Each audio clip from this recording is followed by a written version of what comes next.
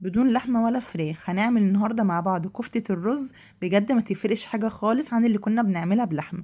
وكمان الميزة فيها بقى انها لا هتفك منك وانتي بتقليها، ولا حتى لما في الصلصة تحطيها. بجد وطعمها ما هيفرق، ولا حد هيعرف ان انتي عاملاها من غير لحمة خالص. كوباية رز واحدة كده مطحونة هتعملي كل الكمية دي كمان واكتر. يعني تقدري كمان تفرزي منها كده اهوت، وهقولكوا ازاي. بجد الوصفة دي يعني بجد اختراع تستحق التجربة. كمان المكونات اللي هنستخدمها في الوصفة دي بجد كلها مفيدة وفيها بروتينات وفيها فوائد كتير. اهم حاجة بقى كده الفيديو دوت لو عجبكم ما تبخلوش عليا بلايك. ولو انت لسه اول مرة تشوفي قناتي يا ريت تشتركي في القناة عشان يوصلك مني كل جديد. يلا كده بينا على طول نبدأ. بسم الله ونصلي على رسول الله. اللهم صل وسلم على سيدنا محمد وعلى اله واصحابه اجمعين. حبيت كده قبل ما نخش الفيديو اوريها لكم كمان بعد ما بتقعد كمان في الصلصة شوية كتير. بصوا زي ما هي ولا فكت ولا اي حاجة. اول حاجه بقى كده هوت معانا كوبايه من العدس بجبه، ونص كوبايه من العدس الاصفر. عايزه اقول لكم طعمهم والله ما هيبان خالص. وطبعا انتوا عارفين العدس برضو فيه فوائد وفيه بروتينات ويعني حاجه كده مفيده. غسلتهم كده كويس وهنقعهم كده لمده ساعتين، وانا حطيتهم في ميه كده ايه دافيه كده شويه. لما بضغط بقى كده عليها وبحس كده ان العدسه كده اتكسرت تحت صوابعي كده هوت، يبقى خلاص هغسله تاني من الميه اللي كان منقوع فيها وهصفيه في مصفى كده هوت. عبال بقى ما يتصفى كده هوت هنجهز بقى ايه الحاجات اللي هنحطها عليه. معايا بصلايه كده هوت وسط، ومعايا حزمه من البقدونس وحزمه من الكزبره. نضفتهم كده كويس، ومعايا كده هوت 5 6 فصوص من الثوم. غسلتهم كده كويس، ومعاهم قرن فلفل حامي. طبعا كل ما تبقى برضو انا بحب الحاجه حرشه شويه، لو انتي بتحبي حامي حطي القرن الفلفل. ومعايا نوت كوبايه من الرز المطحون، تقدري تطحنيه في البيت وتقدري تشتريه جاهز. انا شارياه جاهز. عايزه اقول لكم الربع ب7 جنيه ونص. ما اخدتوش كله، يعني لو جبتي ب5 جنيه هيكفيكي ويفيد منه كمان. مسكت بقى كده البصلايه كده هوت قطعتها كده تقطيع عشوائي، وقرن الفلفل. وهمسك برضو الخضره انا كنت منضفاها وشايله منها العروق الزياده. هقطعها كده برضو تقطيع كده عشوائي. عايزه اقول لكم والله ما هتاخد معاكي وقت، وسهله جدا في التحضير بتاعها. وطعمها والله العظيم طعمها خطير. يعني بص عايزه اقول لك كده انا من جمالها بقيت اكل فيها كده هوت بالشوكه كده هوت، من غير بقى ولا رز ولا حاجه جنب منها. في ناس بتحب تاكلها كمان جنب الكسكسي. بيحبوا ياكلوه جنب الكفته ام رز دي قوي. او ممكن تعملي رز، او ممكن تاكليها بالعيش، او تاكليها لو انت بتعملي دايت واكلتيها كده والله طعمها خطير. هجيب بقى كده الكبة. طبعا الناس كلها اكترها عندها الكبة ديت. سواء الكبة بتاعتك صغيرة او كبيرة تقدري تشتغلي فيه. همسكه بقى اطحنه كده هوت. ولو عندك الكبة ما بتطحنوش كويس يعني في الاول، ممكن بعد ما تطحنيهم اول مرة ترجعي تعيدي عليهم مرة كمان. بصوا كده هوت انا ايه فرمتهم كده اهو زي ما انتوا شايفين. في الاول كده هتحسي ان هو ايه مش متماسك وفاكك كده، بس بعد كده لسه ايه هنحط له بقى ايه الرز. انا مش هنزل كمان بالكوبايه مره واحده، وهقلب وهشوف كده اهو. هحط بقى دلوقتي كده إيه نص معلقه صغيره من البيكنج باودر، ما تكتريش عشان ما يفكش مني. وهحط الملح وهظبطه بعد كده. وشويه من عندي مرقه دجاج، مش مرقه دجاج، مرقه لحمه.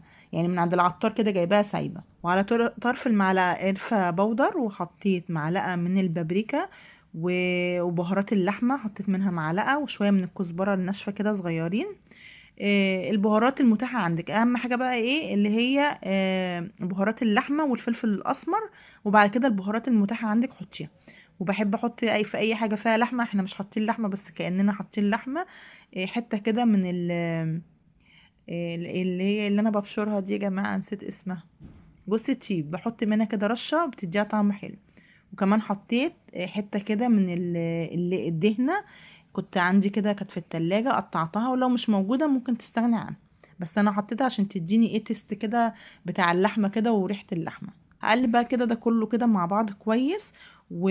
وبعد كده هشوف لو محتاج بقية كوباية الرز هحطها. انا بصراحة حطيت بقية كوباية الرز. ولو حسيت كده في عودان كده من البقدونس او الكزبرة ما اتطحنتش معايا كويس ممكن اتخلص منه.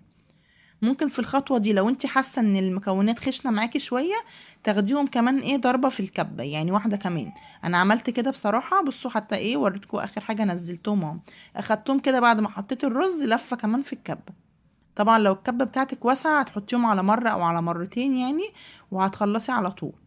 بعد كده بقى التشكيل بتاعها سهل جدا. ايدك بس تبقى يعني مبلولة كده سنة مية، وبتشكلي لا بتلزق في الايد ولا اي حاجة. طبعا حابه تعمليها صغيره او كبيره، انا عملتها كده اهوت ايه في الوسط يعني زي ما انتوا شايفين كده. هشكل بقى ايه مثلا اول باول. همسك الاول حاجه كده، هملي الطبق ده كده، وبعد كده هروح بقى ايه اقلي، وعبل ما يتقلى مثلا اول طاسه اكون انا ايه صبعت الباقي.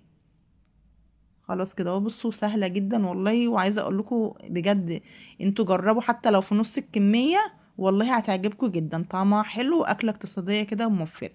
انا كده صبعت دول، هروح على البوتاجاز حطيت زيت، وعايزه اقول لكم والله برضو ما بتشرب زيت، يعني بجد والله العظيم اكله اقتصاديه كده وموفره وطعمها كمان جميل. خلاص بقى الزيت سخن معايا، بدأت انزل كده بالكفتة زي ما انتوا شايفين.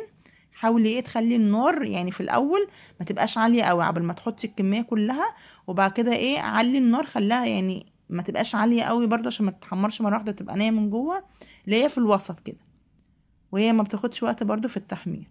ابدا بقى كده ايه بعد ما بتبدا كده تتشمع تقدري تقلبيها كده زي ما انت شايفه، ولا فكت مني ولا حصل لها اي حاجه، وطالعه مقرمشه كده اهوت من بره كده اهوت ومن جوه كده طريه، بجد كانت جميله. هطلع بقى كده اهوت واصفيه واحطه على مصفى، يعني انا بطلع كده اهوت واحطه على مصفى. رغم كده والله برضو ما نزلتش ولا نقطه زيت من المصفى. هحط بقى الطاسه اللي بعد منها على طول. بصوا هحط بقى اللي بعديها كده اهوت، وبعد كده هخلص الكميه بقى ونشوف هنعمل ايه تاني. بص كده دي كده الكميه اللي خلصتها، ما شاء الله كميه حلوه، عايزه اقول لكم بيتاكل منها كده وهي لسه طالعه ايه مقرمشه كده من الزيت، والزيت والله ما خس حاجه خالص. بصوا بقى يعني بصوا من جوه عامله ازاي، ما شاء الله بجد جميله جدا. طبعا تقدري بقى تسيبيها تهدى شويه وتحطيها في اكياس في الفريزر على قد ما انت بتحتاجي، وتبقي تطلعي تعملي على طول الصلصه كده وتحطيها فيه. انا هعمل حبه كده بالصلصه، حطيت معلقه كده من السمنه، ونزلت كده ببصلايه، كانت الحله سخنت معايا قوي زي ما انتم شايفين كده، فزودت هنا بقى معلقتين كده من الزيت اللي انا كنت محمره فيه. خلاص كده بقى اسيب البصله كده تدبل شويه، وبعد كده هجهز معايا فصين 3 كده من التوم وقرن فلفل، هخرطهم على بعض وهنزل بيهم بالشكل ده لحد ما ياخدوا لون ذهبي كده مع بعض. وبعد كده هنزل بالطماطم، ومش كتير يعني انا عملت حبه طماطم صغيرين. بصوا بقى لونها ذهبي كده اهوت البصلايه. هبدا انزل بقى كده اهوت ايه بكام طماطميه كده ضربتهم في الخلاط من غير ما اصفيهم ولا حاجه وحطيتهم. هسيبهم بقى يتسبكوا كده اهوت، هزودهم بقى شويه فلفل اسمر وملح وورقتين لوري وخلاص مش هحط بهارات تاني، هي الكفته فيها بهارات وفيها كل حاجه. خلاص بقى كده انا هسيبها بقى تبدا تتسبك كده اهو. عايزه اقول لكم بقى بجد والله كانت يعني ايه اكله سهله وسريعه، ومكنتش متوقعه ان هي تطلع بالجمال ده. خلاص بصوا بعد ما اتسبكت كده اهو، هبدا بقى ازودها شويه ميه كده اهوت ايه، عشان مش عايزينها بقى دلوقتي تبقى تقيله قوي، عشان يعني الكفته كده تشرب من الصلصه. هنزل بقى كده بكميه كده على قد ايه يعني احنا على قد ما هناكله بس النهارده. إيه هسيبها كده تاخد غلوتين كده اهوت، وبعد كده هطلعها. بصوا عامله ازاي والله العظيم، إيه مش قادره اقول لكم على جمالها. وزي ما انتم شايفين كده هسيبها تغلي بقى غلوتين عشان الكفته برضو تشرب من جوه من الصلصه كده اهو، وبعد كده بقى هغرفها معاكم. بصوا بقى الجمال والله العظيم ما حد هيعرف، حتى لو يعني انت لو عملتيها وحطيتيها لحد كده اهوت وهيفكرها كفتة رز عادية، وكمان هيسألك عملتيها ازاي لانها هتعجبه جدا. لان ساعات في ناس بتعمل كفتة الرز وبتفك منها وتبقى مش حلوة خالص، انما دي والله طعمها بجد كان جميل جدا. انا متاكده بجد لو جربتوها بجد يعني هتعجبكم، مستنيه بقى رايكم في الكومنتات. ويا ريت بقى الفيديو دوت لو عجبكم بجد ما تبخلوش عليها بلايك، لان ليا فتره كده القناه عامله لي احباط ومتضايقه جدا، بس الفيديو دوت بجد فرحني ان هو الوصفه نفسها عجبتني انا شخصيا بجد يعني بجد بقيت اقول هي كانت فين من زمان الفكره دي، يعني انا قاعده كده بفكر عايزه اعمل وصفه تكون حلوه واقتصاديه لان بجد في ناس كتير بيبقى محتاجين وصفات اقتصاديه كده اهو. بصوا الكفته ما شاء الله متماسكه وفي نفس الوقت كده طريه وشاربه من الصلصه. بصوا عامله ازاي. يا رب تكونوا استفدتوا من الوصفه ديت.